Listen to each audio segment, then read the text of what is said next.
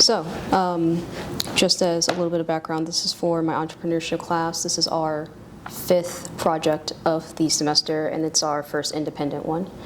I'm just going to ask you about 14 questions. I need you to answer honestly and authentically. Just be yourself, really, and tell me what you know. So, firstly, starting with your first full name. Keon Busby. Okay. Secondly, where'd you grow up? I grew up in Columbus, Ohio. Majority of the time on the east side, but a little bit on the north and south side as well.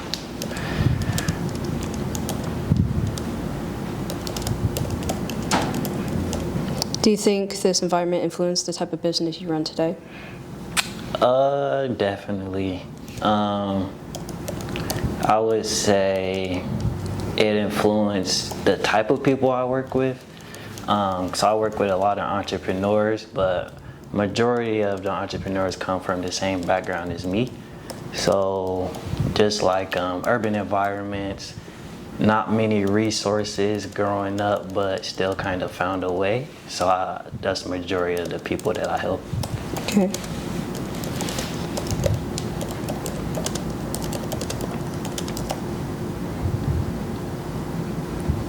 Okay. What's your educational background look like? So graduated from Whitehall Yearling, high school, spent all 4 years there, and then I did like a semester and a half, not a semester and a half, I did a year and a half of college, so 1 full year and then like a semester the next year. Didn't complete college. Kind of just dropped out to kind of pursue business. So that's pretty much my educational background. I first went into college doing engineering, but that was way over my head. Then I switched to business management. That was more my lane, but I just kind of figured like I'd rather just get in the field and figure out business like from bumping my head and learn that way. Okay.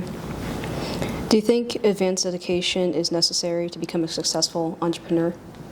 I don't think it's necessary, but I do think it's helpful, because with more structured education, you get more you get more structure in like discipline. So like when you're doing entrepreneurship on your own, it's really on you to create that framework as far as discipline and structure.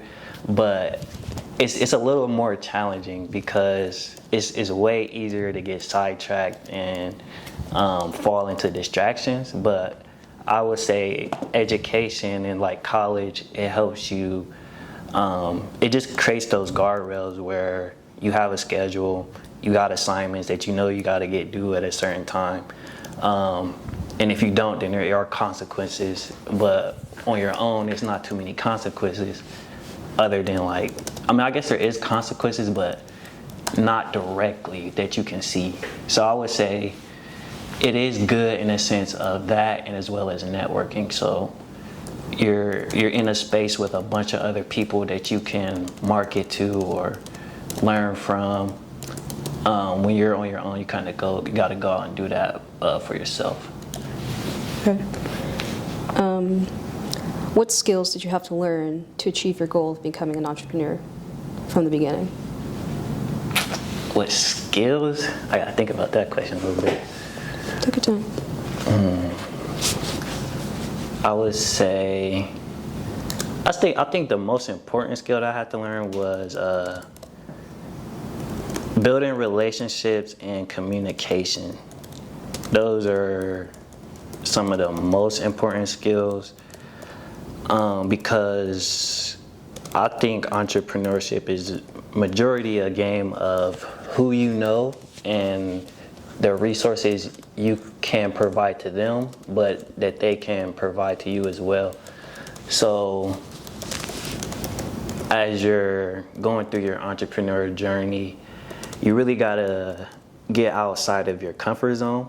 Kind of how we were talking about before. Like, I'm a fairly quiet person, not very social, but like being an entrepreneur, it forced me out of that box. And it put me in environments where I really had no choice but to communicate myself and build relationships, or else I wouldn't be where I am today. So yeah, I would say that.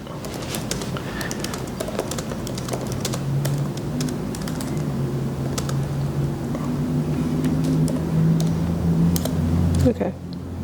What skills do you suggest a young person thinking about becoming an entrepreneur to gain? You said what skills? Yeah. I would say time management. I guess, let me think a little bit. You said from a young person, right? What do you suggest for a young person So to just think for a about? young person, I would say, okay, as a young person, I would say taking risks. I don't know if most people kind of look at that as a skill, but some people are like hesitant to take action. But I feel like for a young person, it's a lot easier to do because you don't have as much responsibilities or obligations. So just from a young person's standpoint, yeah, time management, but when you're young, you're not really focused on time management. But I would say taking risks, and not just like any dumb risks, like really like calculated risks, just betting on yourself and again, getting out your comfort zone and trying new things. Okay.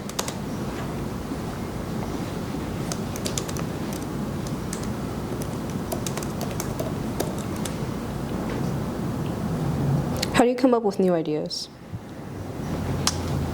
I would say they just come to me, but I would say they don't just come out of nowhere. So it's always either from a new experience that I had, or just from educating myself. So reading books, listening to podcasts, and I would say ideas come. So it starts with that, but then like for me to like actually get the idea, I realize that I get ideas that come to me when I'm like active. So like if I'm like moving, ideas flow to me easier. So whether I'm like riding a bike or walking or working out or something, like that's when kind of my mind is like just in that flow state where ideas just come to me. But it starts with having that input of new information, new experiences, and just observations that I've made throughout my time in those different environments.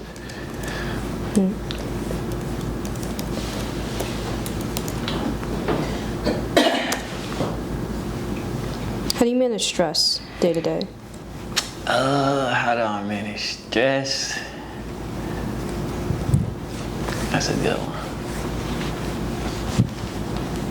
I mean, I kind of live by the philosophy that this too shall pass. So like, if I ever am stressed in business or with whatever's going on in life, I don't really have a method of just like working through it. Of like managing it. I just work through it. Now, is that healthy? I don't know. But Probably not. I do that too, but yeah, it's been working. right. That's what I do. Sometimes it's like it's just good to just take a break. Recently, I try to slow down, even if I am still working. Instead of just kind of like, I gotta do this, I gotta do this, I gotta do this. I just focus my energy on one thing and kind of just focus on that and kind of leave everything else out. And when it's time to handle that. That's kind of how I do that. Do you also do this when you have like certain deadlines to meet? I feel like having deadlines help me. Like if I know this is due Friday and then like I have that in mind, it helps me focus in and really knock it out. I notice when I don't have the deadline, that's kind of when I'm in like that frantic, like kind of panic mode of like, I gotta do this, but I also gotta do this, but I also gotta do this. So I don't know. That's kind of how I do it.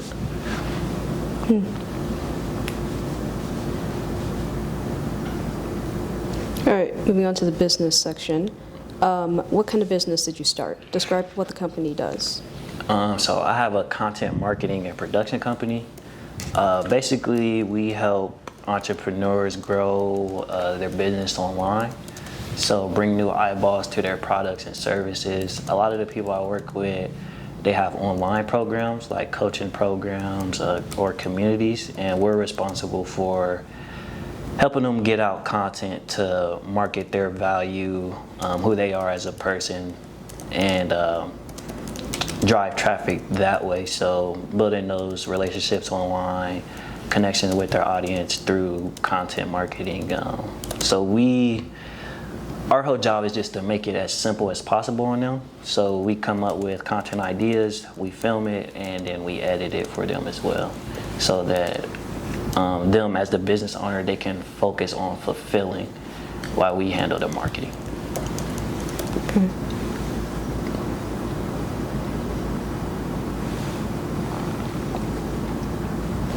How did you start it? Just a little bit of your story. Like, what caused you to start this business?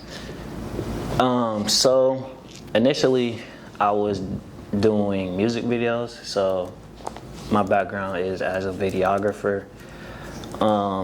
And coming from, just my environment, I noticed a lot of my friends, they were into rap. They wanted music videos. I'm interested in the camera, so I got the camera and I made that happen. But that was cool, but from like a business standpoint, it wasn't really something profitable, or not for me anyways, because you can make anything profitable. But the way I was going about it, the people I was working with, they just weren't really willing to make the investment because they couldn't see like a direct return on investment. So as I got more like business focused, I started going to conferences, and from there I learned that these people need content as well, just in a different manner, and they're willing to invest in it because they can see a direct return on investment. So I kind of just made that pivot and just learned that market of online entrepreneurs and how they're and what they're doing to drive sales, and just kind of tweaked my services to fit them and their needs. So that's kind of how I built it.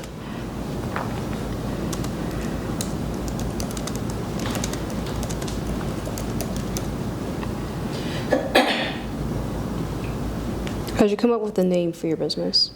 The Creative Genius Co. Well, so there's two sides to, really life, but business as well.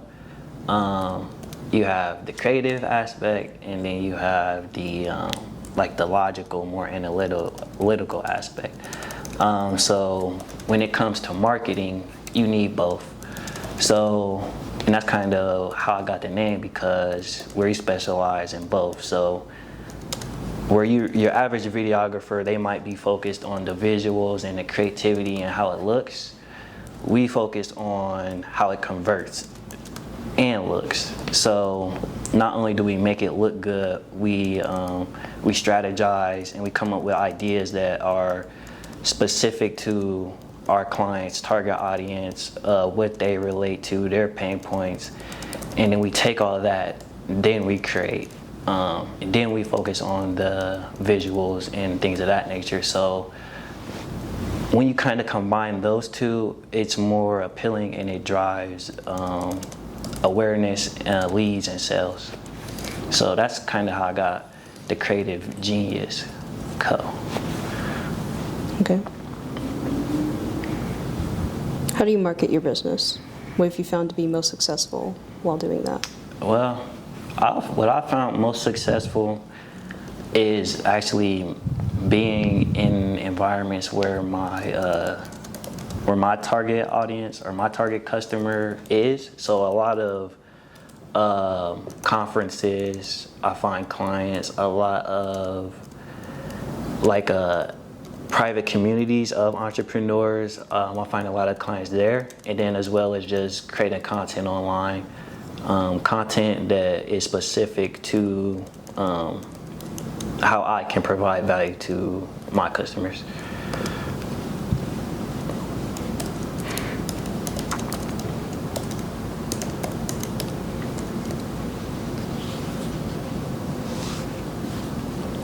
What are some obstacles you've encountered? Man, there's so many.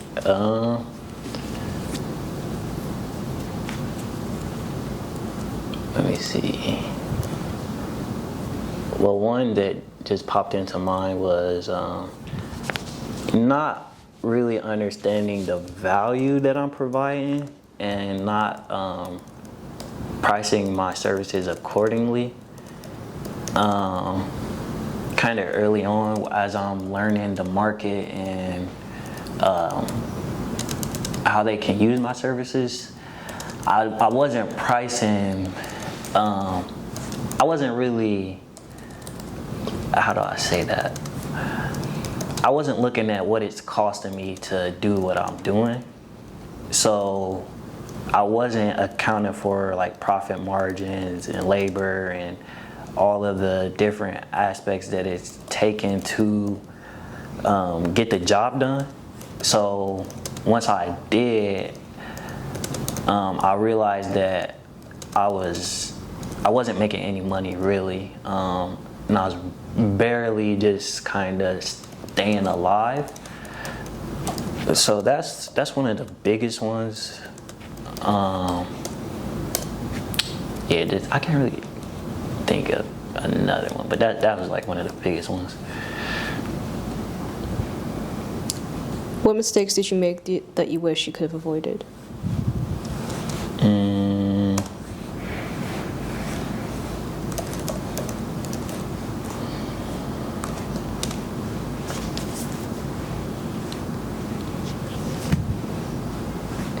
Mistakes I wish I could have avoided. I gotta think.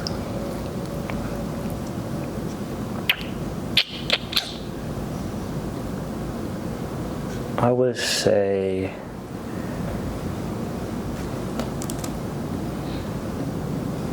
I don't know. I don't really wish I could avoid any mistake because that's how you learn. So every mistake I made, I just learned from it. And I don't really see it as a mistake. I just kind of see it as a rite of passage, just in order to get to the next level or learn what I needed to get to the next level, I had to bump my head and I had to make the mistake. So I don't really wish I could have avoided anyone. Maybe just wish it happened sooner so I could get to that next level sooner.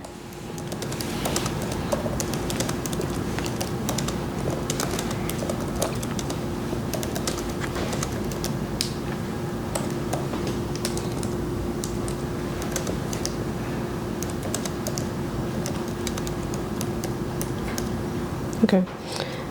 Could I ask where you went to college, really quickly? Yeah, Otterbein.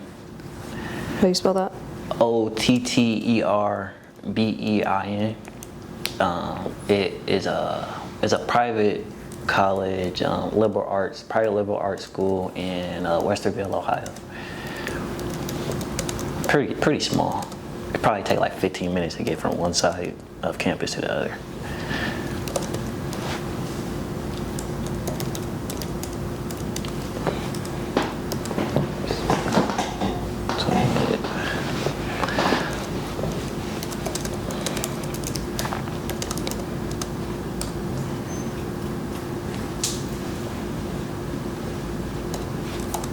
Okay. Since the business is opened, what have you done to improve or expand it? I would say the biggest thing I've done to just improve and expand was invest in mentorship and education. So I spent a lot of money on just coaching programs of other people who are running successful agencies. Basically just getting around the people who are actively doing it and thriving in it, and just getting their knowledge and resources. That has helped a lot with my business, as far as like how to operate it, the mindset, and then just like even the back end of how to manage a team, or the different programs or apps that you can use to help run your business more fluently. So yeah, that has helped a lot.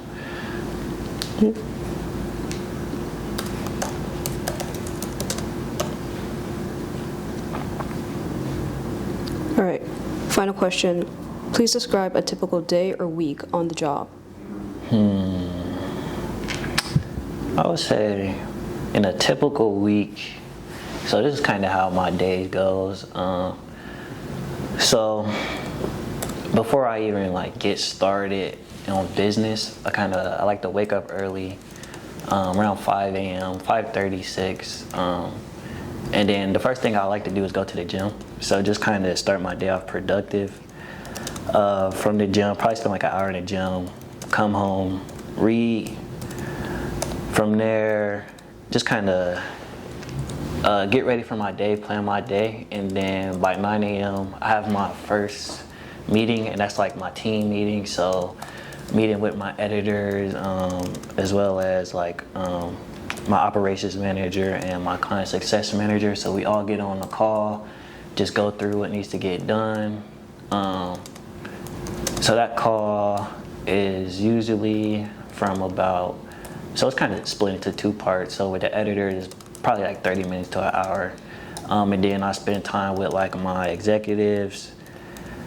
And we just kind of go through what we have to get done as the leaders, and making sure everything's flowing. That's probably like 3-4 hours. From there, I'm either getting work done that I need to do, or taking calls, and that's probably around like from like 2 to 5. After 5, just kind of chill. I say I try to chill, but I end up doing more work anyways. I go home, make food, relax, I guess, if I can, but just get more work done, really. But yeah, that's kind of my typical week. And then on the weekend, that's kind of where the majority of my filming takes place. So working with clients, traveling for shoots, or whatever project I gotta get done. So yeah, that's pretty much how it goes.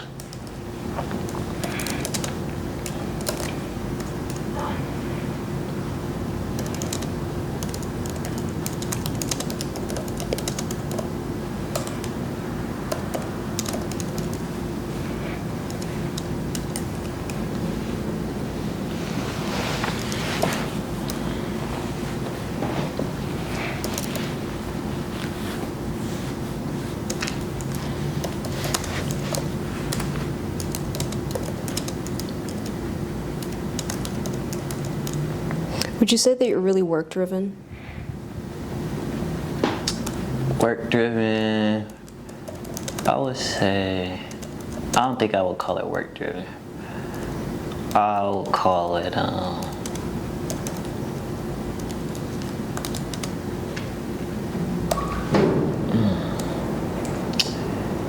it's not really the work itself that's driving me, it's more so the life that I'm creating.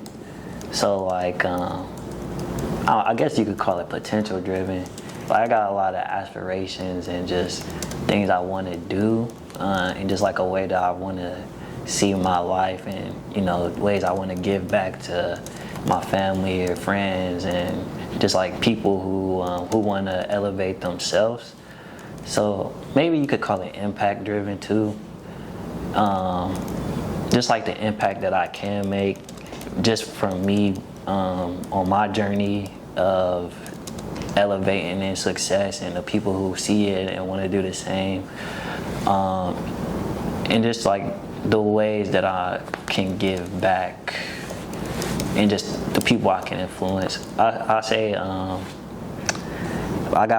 kind of operate from like a mission statement for my life, and that's to put people in position to live a life worth living by giving them knowledge, inspiration, and opportunity. So like the focus is that. So like the work is just kind of the way of me achieving that, but it's more so just because I feel like life is to be lived, right? So when I say a life worth living, if you're not really doing or living life how you want to or doing the things that you want to do, it's kind of like, what's the point? What's the point of living life? So it's like, I just want to do that myself and show other people that they can do that as well. But it does come with a cost of you making the necessary sacrifices and you letting go of certain things or attachments, because success does come at a price, and you just gotta be willing to pay the price. And then it's always worth it on the other side, though. So it's kind of my journey of getting to the other side and showing other people that they can as well.